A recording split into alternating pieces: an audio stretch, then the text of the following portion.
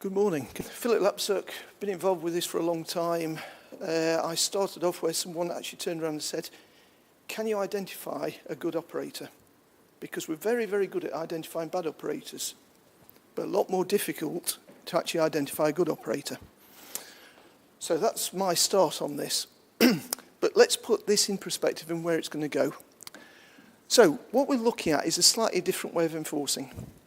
So this is where we're looking at the exemplar operators at the end, looking at earned recognition. It's effectively allowing you to manage your own business without intervention from us. What we want to do is reduce the burden of enforcement on you. So you won't be stopped at the roadside if you're within this.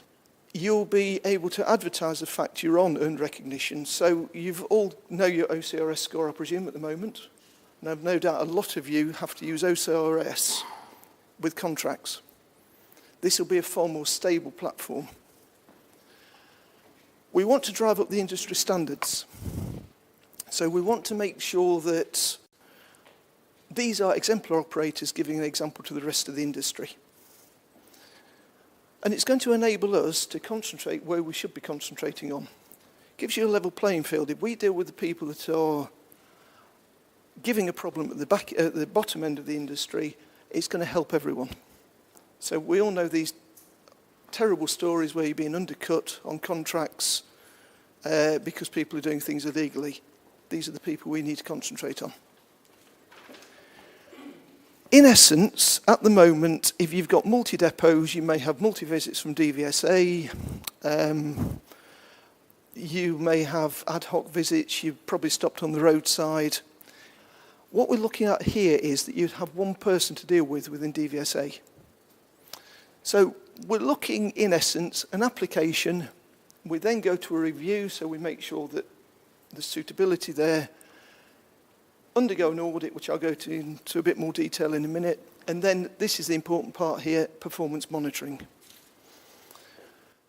We've got the two boxes at the end because we have to have those, but we don't envisage using them very much. So we've got to have an exit policy, but we're hoping that the people that come in will never ever need to use that. We'll look at the application criteria. So, any of you in fours? So you know with fours, they'll look at a single depot. We're not looking at that model. What we're looking at is, if you have a multinational operation, everything comes into it. We can even include other divisions within that if you wish. So it can either be one entry or you can come in as separate legal entities.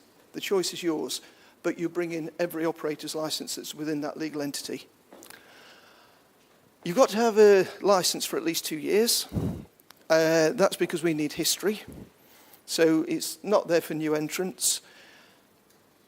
Slight caveat to that is that if there has been a takeover of the business and it's in essence the same business, then the 2 years will be counted on the previous business there. And no regulatory action for the last 2 years by the Traffic Commissioner, which I think is a fairly reasonable thing. Right, you also need IT systems capable of monitoring the KPIs, and I'll go through KPIs with you in a minute in a bit more detail so you understand where we're coming from that. The key performance indicators need to be met, and there are terms and conditions, as there is with any of these, that you need to meet. But they're quite reasonable, nothing too untoward there. The audit is going to be carried out by independent third parties. There's going to be an initial and a periodic audit. So what will happen is, in general terms, when you first come in, there's an audit. 2 years' time, there'll be another audit. We've also got to look at, obviously, the KPI and the operator audits. They're all working in conjunction with each other. And again, we'll explain that in a little while. Any PSV operators here? Ah, good. So, initially, we had one set of standards. We went to CPT with them, and they said, no, you need 2 sets. So we have actually developed 2 distinct sets for HGV and PSV. There's a lot of commonality when you're on the operator's license, the transport manager, Few differences on the vehicle standards. Driver's hours are slightly different because there's obviously quite a few domestic in the PSV industry, far more than there is in the HGV. Driver management's the same. 7 and 8 are also the same, but obviously the two differences are 9, we're looking at service work on the PSV, and we're looking at ADR if anyone does that on those. They're a high standard. But we have done some test audits and we're quite happy that these can easily be achieved. We've also, from the outset, and this is fairly recent, we've put some auditing criteria in because initially, this is a pilot, so we are developing as we go along. But initially it was sort of, well, go and do it and see how you get on. But we've now looked back. So depending on the size of the operator, we're going to obviously be looking at vehicle records and we're going to be looking at operating centres. The important thing on this is, if you are going to have the audit, it makes it a lot easier and potentially a lot cheaper for you if everything is prepared ahead of time. The important thing that we're looking for on this audit, which is probably slightly different to some other audits, is we're looking for evidence-based. So we're asking, do you do this? You say yes, or prove how you do this. Okay, and a lot of that is down in written policies and processes. The auditors are all approved by us, or will be approved by us. What happens at the moment is we go out with the first audit, we make sure that we are satisfied with their standards, and then they can go out and do the audits on their own afterwards. But we have got mechanisms to check that as well. There's also a code of practice that they have to adhere to. And it is important on this that you realise that the standard should be the same from any auditor that you choose. Okay, so if you did want to come into the scheme and there is a queue for the preferred auditor, the other auditors should be able to offer the same system. Right, what will it cost you? Always an interesting one. We're not going to charge for this. We have no intention of charging for it. You already have an operator's licence fee. This is just another way of enforcing. But there is going to be an audit cost. Again, I've no doubt most of you undertake an audit anyway of some sort. And what we're trying to do is see where we can get parity with other audits at the moment. Because what we don't want is you to have an audit for this, then another audit, another audit, another audit, all covering the same things. So we are discussing parity with other groups, but that's not really something that we can do prior to it going live. And also, and I've no doubt most of you have done this because you're all sitting here today, there will be some investment in you updating your various systems in place. But the important thing is we won't charge. Right, key performance indicators. Okay, you need systems that are capable of monitoring TACO and maintenance documentation. These are separate systems. Again, I'll go through that in a second. You're going to be measured against these KPIs that we keep talking about, and I'm going to go through those in a minute. And the important factor is, it's only exceptions that get reported to us. So this is in essence how it works. So drivers' activities will feed into either an operator system, your own system, an API if you're familiar with that, but it will feed into a system somewhere. You may have many feeds from your maintenance. So with this, driver's hours, most of you I presume have driver's hours analysed anyway, as a matter of course. Vehicle maintenance is a bit more patchy. But again, I've no doubt a lot of you have got a system in place. So the important factor on this is, as far as earned recognition is concerned, we will only accept one feed of data from your system or from the operator system. So we'll accept one feed for driver's hours and we'll accept one feed from the maintenance side. So you may have multiple feeds in there, they've got to be stitched together. This is the important factor. We will not have direct access to your data. I'll explain how that works in a second. So, we're not Big Brother. We have no interest in standing over and watching what you're doing on a daily basis. We don't need access to your systems, and we don't want access to your systems. It's actually far more time consuming for us to keep looking at your systems than it is to actually stop you on the side of the road. When we first started off, we had the idea that we'd have password access, we'd go into a system, and we could just look around. Within about the first week, I had a very cooperative operator who gave me the passwords. And I think there are about 42 passwords that they gave me. Once you got into those passwords, it then went on to about 50 different divisions within those passwords. So how are we going to look at that? So, important fact, we will not be looking at your systems, your data. It's up to you to manage your systems and your data. Okay? You're the experts at doing it. I hope you're all compliant anyway at the moment, so this is no different to what you're doing. We only need to know when something's gone a little bit wrong. So what will happen is, on a 4-weekly basis, we get an email. It's either got a KPI or there's no KPI. And that's all that we receive from you. The other thing is we work 4 weeks in arrears. So you will always know ahead of us when something's gone wrong. Right, we're going to use the ISO calendar. I presume a lot of you will use the ISO calendar for maintenance, etc. at the moment. I don't know whether you do, but it's a stable calendar, breaks everything down into 4 weeks, 13 reporting periods a year. We measure in rolling periods. So a 4-week period is what we call a KPI period on there. And as we said, it's always 4 weeks in arrears. They are set at a high level, but they're fully achievable. The data set that we used included about 6 million tacos and has included 5 companies' maintenance data. So we know these are achievable. So 2 entirely separate sets, so I will emphasize that. So we've got driver-related activities and maintenance activities, measured separately. Okay, so what we're measuring on here is the overall infringement rate. Then we're looking at the 4 fixed penalty bands. So these are the current legislation ones: £50, £100, £200, £300. The reason we're using the fixed penalty bands is it works on both EU regulations and domestic. We're looking at working time. We're looking at repeat offenders. The reason we've got repeat offenders in there is if you have a fairly large company,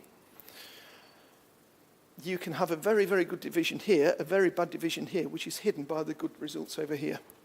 So we need to identify if you've got persistent offenders here. We're looking at unaccounted mileage. Now, unaccounted mileage is, so you all know that when you could go into an RDC, you could be in there, someone else takes a vehicle, and you could lose 1 kilometre, 2 kilometres in there. You can account for that. It could be on a maintenance, you can account for that. This is the stuff that you can't account for. We don't actually envisage there'll be a lot of that, because you should have systems in place to identify it. And then we'll look at most serious infringements. Are you all aware of most serious infringements? Okay. Anyone that's not, this actually directly relates down to the ability of the transport manager and the company to operate properly. All most serious infringements are listed, and on the documentation you'll get, they will be on there. Right. So on tacos, we know that you send a driver out in the morning and everything's absolutely perfect. No holders on the motorway. You get to your delivery point, no delays there. So it's absolutely ideal. But that could actually be cloud cuckoo land there. So we know things go wrong. So we built in an allowance. So instead of having 100% of the KPIs, we're giving you allowance on this. Obviously, band 1 you can do slightly worse than you can do on band 4. But we're basically saying that you have to operate at 96%. Before we are going to get involved. But then there's something else on top of this, which we'll explain in a minute. Okay, but you've got to achieve it in all these bands. So you can't have 4% in band 2 and 4% overall, because you'll obviously fail the bands. So it's important that this is looked at. The other thing that we're finding a little bit is that we're getting a bit of disparity between band 4 and band 1, which is down to people leaving tachos in. Working time, we're doing as an overall figure. But you may find out that you cure working time when you cure other issues in there. Right, important fact. We get an exception report from you. We are not going to take enforcement action on infringement and issues found through this. We have a conversation. Okay? The chances are you're there 4 weeks ahead of us knowing something's going to go wrong. We hope that you will get in touch with your contact within DVSA and say, look, this has gone wrong, this is what we've done to solve it. These are the conversations we're looking at. There's going to be an exception to that. If there's fraud involved, to keep you in the scheme, then obviously we take a slightly different view. Right, maintenance activities. So, we started off with lots and lots of these, and then we found out that it was a bit of an issue because it became a little bit subjective. So we thought these actually work quite well. So what we're looking for is a complete set of safety inspection records. We're looking that they've been completed correctly and signed off with all relevant sections included and signed off as being roadworthy. They should be completed within the stated frequency, and this is the ISO week that we're looking at here. And then driver defect reports where safety-related items have been reported are appropriately actioned. So what we're saying is we don't need to know what action you've taken at this point. We just need to know that you've taken some action. What we will do is look on audit to make sure that it is appropriate action. And then your vehicle and MOT initial pass rates. Okay, this includes PRS. So a PRS is a fail within this scheme. Right, we've been slightly less reasonable on here because these are basic operator's license requirements. So with the exception of the vehicle and trailer pass rate at the bottom, all the rest you need to achieve. In essence, you've all signed up on your operator's license to a fixed period for your maintenance. This has all been agreed by the Traffic Commissioner. It should be done within that time. The other important factor is that if you have, say, a 10-week period, but you decide to use every 6 weeks, the KPI measurement will be made on the 10 weeks, not the 6 weeks. Okay? So that's what you need to be achieving. Right, reporting triggers. Again, we're not going to be totally unreasonable to you. Okay? So, there is a little bit of leeway in these figures as well, because we don't want to hit every time we've missed something. So you can be a little bit late with the occasional thing, so long as it's not habit. And we have got a tolerance of up to 2%. So obviously that takes you down to 98% before we get instantly alerted to anything. And it says there, failure to meet one or two KPIs may result in further action. I'll explain what further action is at the end, but don't worry about that too much. So, a yellow alert is between 0.1 and 0.9%. An amber alert is between 1 and 1.9, and a red trigger is 2% or more. So in essence, this is how it works. Over 3 rolling periods, you get a yellow, and a yellow that equals a trigger. Or you get 2 ambers, that equals a trigger. Or you get a yellow, and an amber would equal a trigger to us. So you can see there is flexibility in there. Over a 13 periods, 5 either yellows or ambers would give us an alert as well, a trigger. So those are the only occasions where you will actually trigger us. So in essence, how it works is You get that? Red trigger comes into us. This is what we're looking at. We're looking at action to make sure it's not going to reoccur. We're looking to make sure it improves. And we're making sure that it's resolved so we don't get any repeats. Further action means we actually get together with you and say, right, what's gone wrong? What can be done to put it right? How long will it take? It's got to be reasonable, but it's basically mutually agreed between us all. We would like you, as many of you as possible, on the pilot phase. The reason is, one, if we can work with you, and you're also working with us because we can get these standards to where we want them before it goes live, so it is a proper scheme without any problems. We can also work with the systems providers. Now, we have had reports coming back already where it looks as though there's a problem with the operator, yet actually it's a little bit of interpretation with the schemes. Okay? So we need this data to get it in there to make sure that what's coming in is coming out. You'd be fundamental then in being involved with this final product, because it's got to work for you as it's got to work for us. And there is some flexibility in the pilot. So that's something we can discuss on an individual basis. But as long as you're ticking most of the boxes, and we are sure that you'll be ticking the boxes fairly quickly on the others, then we can work with you on this. You'll also get ER status the minute it goes live, so there'll be no more application process, you will be straight in it. There's also talk about having a founder member status as well on this. If you do wish to join, you need to fill in an application. There'll be lots of documentation if you are interested. What we're trying to do is cut that down a little bit because at the moment it's about that thick. And I know we'll get bored with reading anything, so we're trying to give a sort of précis of that. And here, if you do want any further information, then we have got an email address there, which is monitored on a daily basis. So, as we say, we're here to help. So I hope that's dispelled some of the theories about, or some of the myths about what we are going to look at on data. And thank you.